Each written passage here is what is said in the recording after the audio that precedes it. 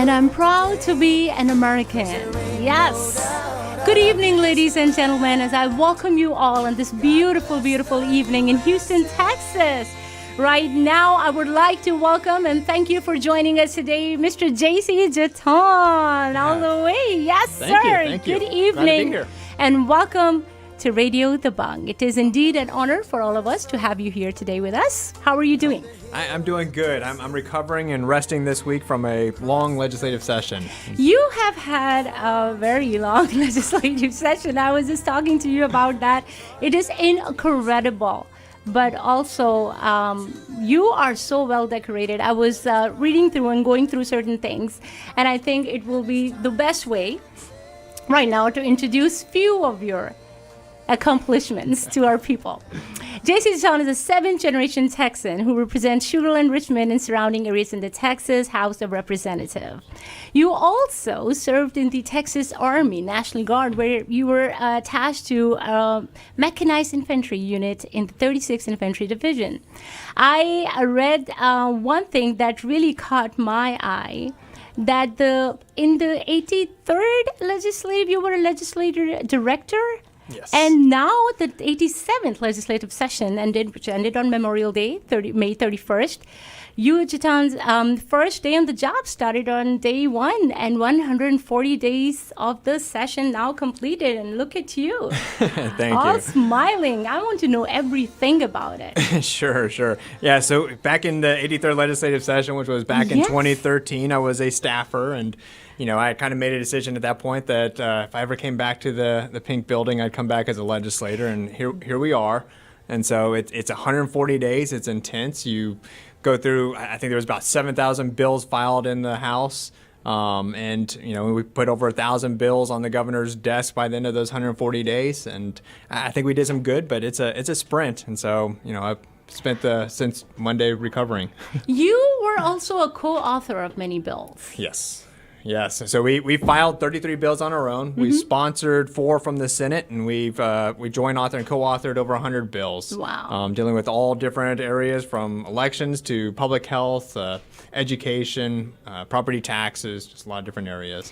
I also was going through one of your, your website and everything, and I also learned that how incredibly focused you are on law enforcement, and how important it is to keep the citizens safe, and especially in our state of Texas. Yeah, that's right. Everybody wants to live in a safe community. They want to know that their homes are going to be safe, that their kids are going to be safe when they go to school. And there was a lot of concern last year, especially about making sure that that our police were going to have the tools and resources that they need to keep our communities safe. And so we did have to pass some legislation this year to make sure that we protect our law enforcement, that make sure they have what they need to keep our community safe.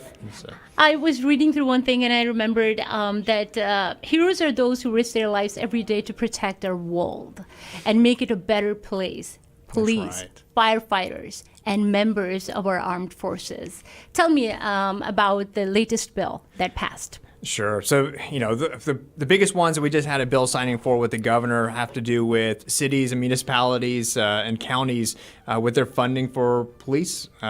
Police. And we wanted to make sure that if they're going to defund law enforcement or lower funding for law enforcement, that the people in those areas get to vote on that and have a say in whether or not they will reduce it. And so we're putting the power in the hands of the people to make sure that they're able to fund and keep their communities safe.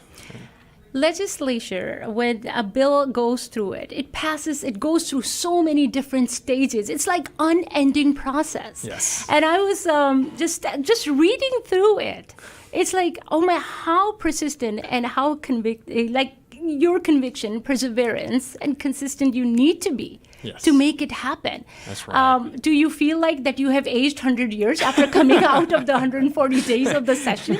I do feel a little worn down. I'm telling you. It is. You go through a step-by-step process where you're putting together a bill, you're writing it, and then Yes. you had to get it through the House committees, through the House floor, through the Senate committee, the Senate floor, and there's difference between the House and the Senate versions. You go through and you debate it again, and once it goes through all that, it finally passes and goes to the governor's desk. But the whole, what's great about the Texas legislature is not only that it's part-time, so we come back and we do 140 days, and we come back and live under the laws we make. But it's also designed to kill bills. It's to limit how much we do, and as a state government, and that's it's good and bad thing. But it's in a lot of ways it's good and protects the people from a lot of changes that are unnecessary. So I'm going to bring a question, Sure. which you probably have heard many a times. Okay. 37. 37. 37 years old, and I'm just thinking that mostly people don't even think about what they want to be or what they're doing with their lives at 40. Sure. It just hit them that, oh my gosh, I think I finally reached a place in my stage in my life where I can now decide what is my purpose. 37, sure. So well decorated.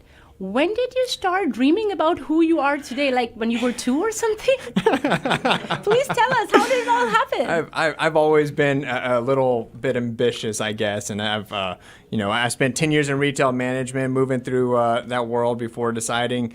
Actually, when my oldest son was about to go to school, that I started thinking about what is the state and country that we're going to leave him with. Yes.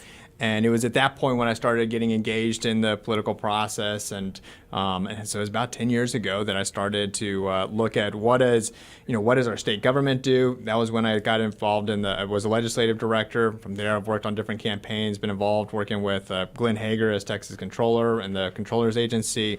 Worked for various levels of the Republican Party, and just getting engaged. And it was. My desire was always to stay in the background, and it wasn't until an opportunity popped up to run for a county chair for the Republican Party in Fort Bend County that I decided to kind of put myself out there and see what happens. And so in the last 2.5 years, here I am. So it always fascinated me, a life of a politician. And what families go through too. I'm sure you have 2 beautiful boys and a beautiful wife, and the support begins from the home itself. But do they feel like you're always working, you're constantly thinking about the whole constituents and also all the Texans? When do you get time to go out with your family and spend time with them, especially after this long session? Right. No, it's been really cool to go through this whole process over the last 2.5 years, because we have gotten to spend a lot of time together on the campaign trail. They were with us through all the block walking and all the events. My kids were at a lot of that stuff and got to experience it with me, which was great experience and great family time. The 140 days in Austin was a challenge. Yes. That was the most we've spent apart from each other. And so it's just like anything else in life. You have to get really intentional about the time that you do get to spend together. There's a lot of weekends where I got to come home, and we set aside time and made sure that was going to be our quality family time. And now that I'm back, I'll be back until a special session, which we may end up having some point this summer. But for now, we spend quality time and catch up on things, and it's a lot of intentionality. I wanted to bring this side of yours too, because all we see in a politician is they're constantly day and night working for the betterment of the society in general. You are a conservative. Yes. Tell me, what is coming up next in your mind? Are you allowed to tell me what's going on? What is the next step? How is everything? I'm going to get something out of you. Because I would call it a win.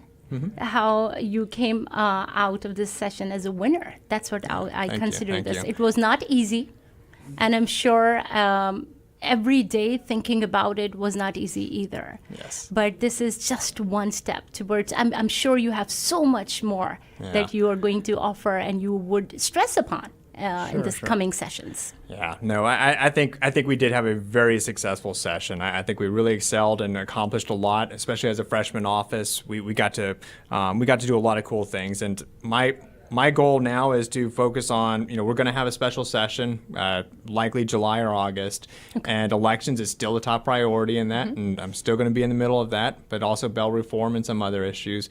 And what's interesting is you start to become a subject matter expert in a lot of different things. And so, my thing is to continue to learn and make sure I'm learning all the different areas. I'm also on public health committee, and, there's a lot of important issues that go around that. And I want to make sure that I get a better understanding and can deliver great results for our area when it comes to public health. And so that's the next focus, is to make sure we do well during this next special session. After that, we'll have a redistricting special session in September, October, which is extremely important for the next 10 years for Texas when it comes to redistricting.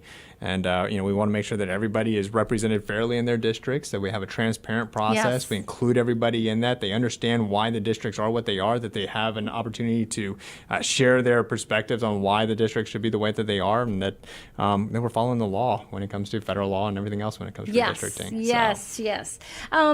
Also, I was reading through and I saw something which you stand for, and that is human trafficking. Yes. This is something that I wanted to bring it up on this interview today. Yes. Very sensitive, yet very important.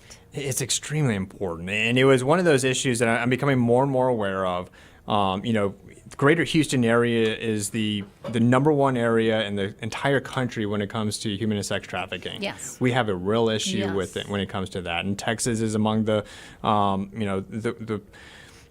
most active when it comes to human and sex trafficking. And so there were bills that came about this session dealing with that we wanted to help with. We didn't end up writing many, but we joint authored and helped fight for them.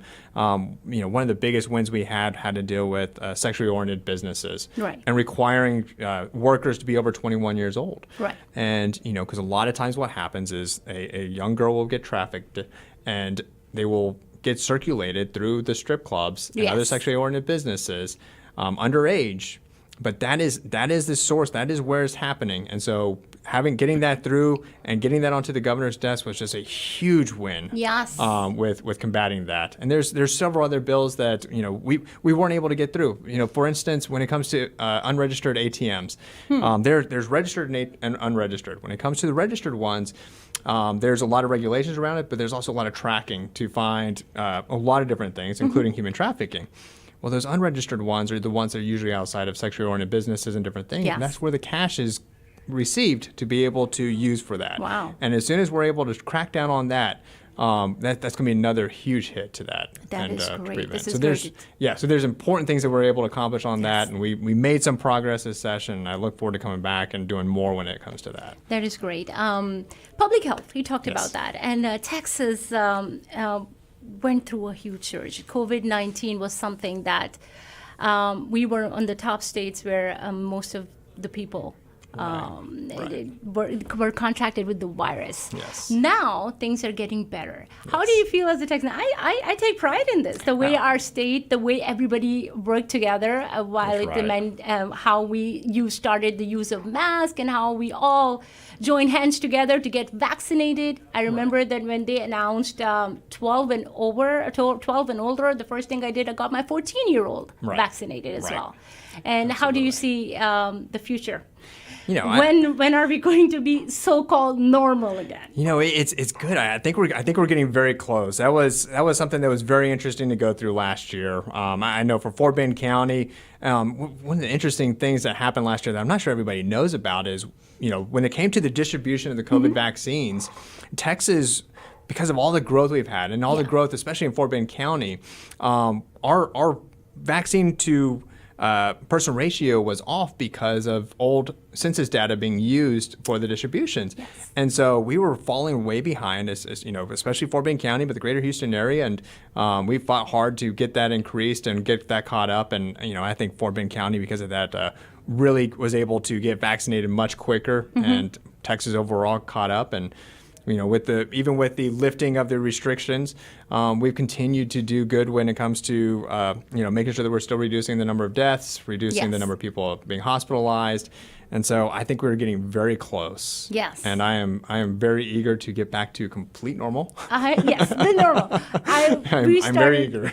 You know what is the most important, and I find I was very, very happy to see the graduation ceremonies happening all over again. These kids or the fresh graduates of college, they worked so hard, and now seeing them doing that walk, going through those ceremonies, and thank you for this public health system that we have, which actually made it possible. That's right. That's right. You know, and it's really sad all that so many have missed, and so I missed mine last year. Yes, and so I think it's so important that we get things back to normal before this next school year, because our kids need to get back into the classroom. They need to get back to enjoying each other's company, and getting back to sports and all the extracurricular activities. It's important for their mental health too. Yes, it's important that we get back to normal as soon as possible. Mental health. Yes. I was about to come to that point, and you mentioned it right here, right now. Yes. Very, very important to me.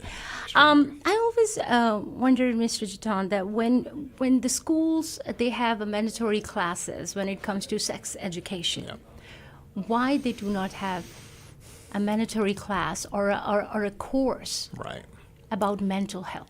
Yeah, and mental health was always one of those things that we've always stayed away from for whatever reason. But I think we're realizing more and more that we're going to have to address it. COVID, we're not. Human beings are not built to be alone, and we isolated people, and it's going to take it's going to take longer than going back to normal for people to recover from some of the mental health issues that have come out of this. And so we know we have a problem that's kind of long term, and we're going to have to address it in Texas. Yes, this is very, very important. Absolutely. So now this platform, Radio Dabang, first of all, we are really, really honored. And on behalf of Mike Khan and Radio Dabang, we are fortunate enough to have you here. And after 140 days, I think we are the first ones who saw you first here. And we're super excited about that. Is there anything you would like to talk about? Well, I think it's important just to know that the job's never done. I'm eager to continue to serve House District 26. I want to make sure that everybody knows that we're open, we're listening. We want to hear about the different issues going on, and we want to continue to help fight for the families and individuals within House District 26. We're going to keep on doing the work and making sure we're making Texas a better place to live, work, and raise a family. Yes. I also believe that if you want to bring a change, be a part of change, or be a change yourself, bring that change, and being a part of this American politics, mainstream American politics is very, very important. So people who are listening, how important it is for a community member to represent their communities. Don't we need that? A person or people to think beyond smaller issues and just get into this and bring that change or be that change. No, absolutely. Especially in an area like Fort Bend County, where it's the most diverse in the entire country. We need everyone's engagement in this. Yes. I've spent a lot of time trying to make sure that I engage and enter into intentionally all the different cultures and communities within Fort Bend County. But if there's no engagement back, then we're limited on what I know and how I can best represent everyone within the district. And so it really is important that we hear all the different ideas and all the different perspectives on how what they envision Texas of the future looks like. Also, how Texas looks like infrastructure-wise. Yes. What do you think about that? Yeah. The hurricane season is coming. I just heard that 59 and 610 is going to be kind of blocked or whatever they're going to do for the next 6 months. It's lots and lots of constructions going on. Yes. Flooding is one thing that Texas. We have some major concerns in Fort Bend County, especially greater Houston area. But I know within Fort Bend County, there's a group of us that have been gathering it seems like every year for natural disasters. So we're coming having to help provide food and mucking, and gutting, and different things. But I remember 2015 and 2016 May floodings. You had 2017 Hurricane Harvey, more floods in 2018 and 2019. We have a real problem. We have a real problem with the Brazos. Right now, it continues to fill and it continues to expand and change direction. And we have communities that are being threatened by the changing of the Brazos River that we got to address. We have, water issues. We're having to pump water from Lake Houston because we've used up so much of our groundwater here in Fort Bend County. And I can totally roads, see you there's so many things. There really is so much we got to address, Yes. and before it becomes a crisis. And we're getting close to it already, and it costs a lot of money, and it's going to take a lot of willpower to make it all happen now versus when it is a crisis, because that's how government usually operates. Is until it's bad enough, we don't address it. We don't. But it's time, in my opinion. It's like we avoid the elephant in the room. Yes, that's it. You must be thinking that I just finished a session, and now this woman is giving me more work to think about. Yes, no, it continues to weigh on me, and we'll work on it. We're going to keep on pushing forward on it. And there's things we can do between the legislative sessions, working with the GLO and even with Congress to making sure that we're focusing in on these infrastructure projects. One more Yes. question. Yes. Not that I watched a lot of drug shows on Netflix. Okay. I love watching Breaking Bad and Money Heist and all these things where heists are going on or drug dealing is going on. Apart from that, it is a major issue. Yes. It is a major issue. Border Absolutely. control, drugs.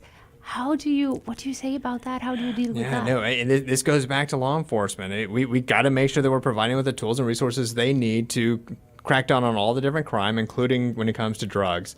And we need to make sure we're keeping them out of the schools, we're keeping them out of our Yes. communities, and that's going to require our law enforcement to get the training that they need, but more importantly, that they have the tools and resources they need to be able to get to where they need to go to discover the drugs and crack down on it. And so, and I think we addressed a lot of that during this session. This is fortunately. great. This is Yes. great because we do want a safe environment for our That's children, right. especially in the schools. That's right. Which brings me to another question of safety and security in schools. Yes. Especially when the schools are going to be back in session in person, and a lot of children might be coming back with a lot of baggage and emotional, and they might be going through a lot of anxieties, things like that.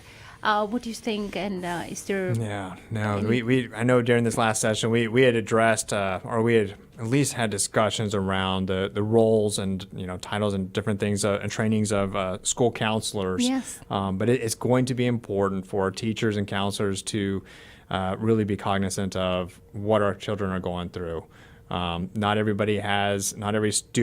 child has parents that are engaged in the mental health of their children, and it's going to be important that we're looking at that and we're addressing it, and that the state has the resources and the schools have the resources they need to address that, because otherwise they are going to be limited on how much they're going to learn. Right. And Very so true. It's an important issue. Very true. Very true. So, how does the summer look for Mr. Jetton? Oh gosh, I don't know. What are you planning? What are you So planning? I can tell you that the day before the last day of session, before what happened with SB 7, summer was wide open and we had plans and we were going to go do things. And, once that happened, we have no clue what summer's going to look like now until the governor decides this is when special session is. Yeah. We're all in limbo. And so. Well, I wish you all the best. Thank you. I wish Thank you you. good luck. You are such an amazing person, and also representing all of us and representing newer generation with the new ideas. I think this is very, very important that we move forward, we evolve, we progress through newer ideas, and embrace them. That's right. Embrace That's right. them. Well, I So appreciate the opportunity to be on here and always enjoy being on Dabang Radio. yes, thank you so much on behalf of my client and Radio Dabang. I myself, Shazia, I'm very, very grateful. In fact, it was so lovely.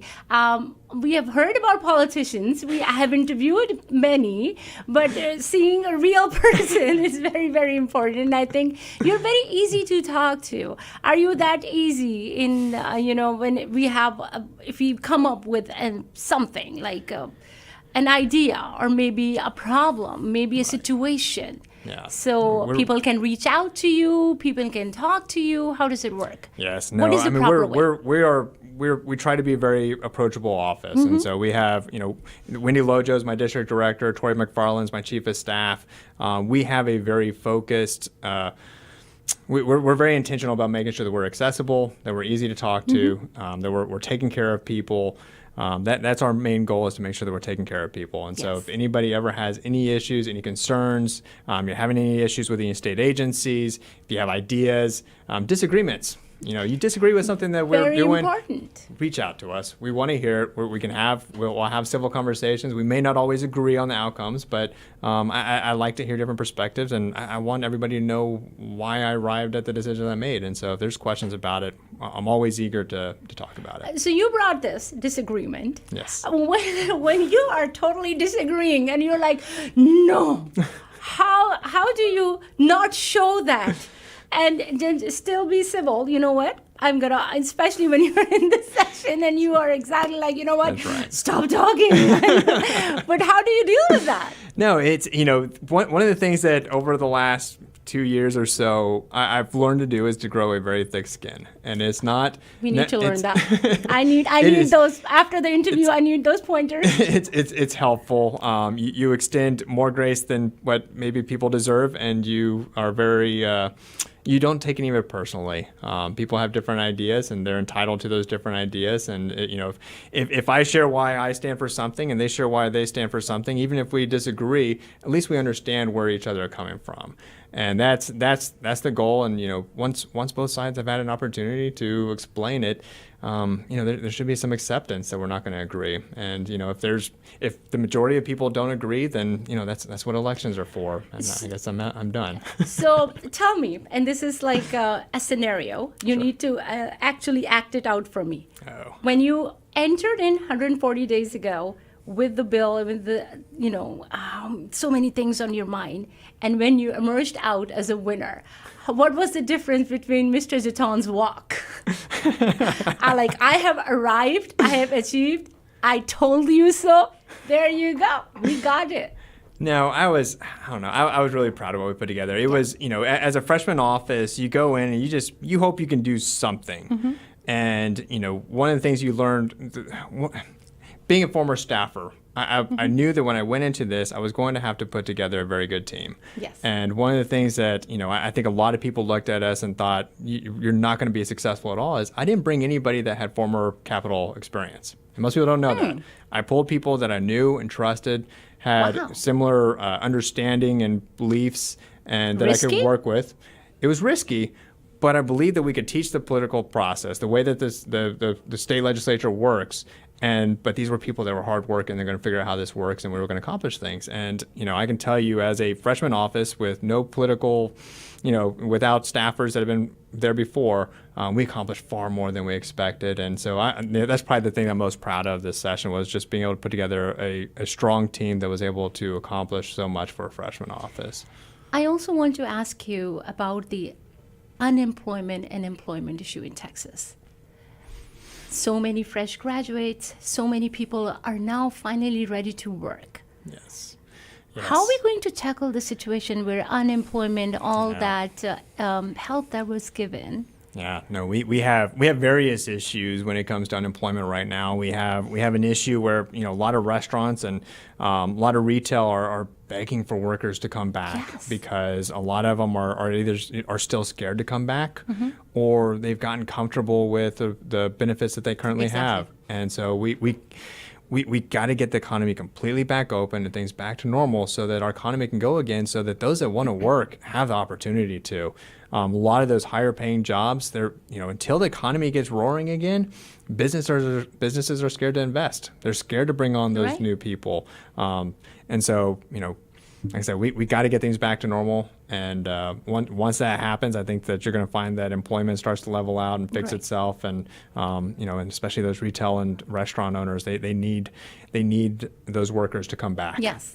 And yes, they need to. And I think working and earning with grace is far more important, especially for our new That's generation, for our children as well, to follow right. our That's footsteps. So once again, thank you so much. Absolutely. And Thank you. how's the boys doing? They're doing good? They're Are you doing good. ready for summer? Are they excited? Yes. Today's the last day of school Yes, for it them. is. And so they are very Good luck. excited. Good luck to your wife as well. Yes. So we're eager to go do some fun stuff. Yes, awesome. So- Now, hopefully the rain calms down a little so we That'd be can have nice. more outdoor activities, beach Yes. and everything. Yes. So once again, thank you so much. Thank you. I couldn't be more honored to be here today and I appreciate interview the you. opportunity. I just absolutely enjoyed it, and I hopefully you had a great time at Radio Dabang as well. Absolutely. So again, on behalf of my Khan, myself, Shazia, and Radio Dabang entire team, we are very grateful and thankful, and good luck Thank you. for everything that you bring to the sessions next time. Thank you. I appreciate y'all. Thank you so much, sir. You have a good one.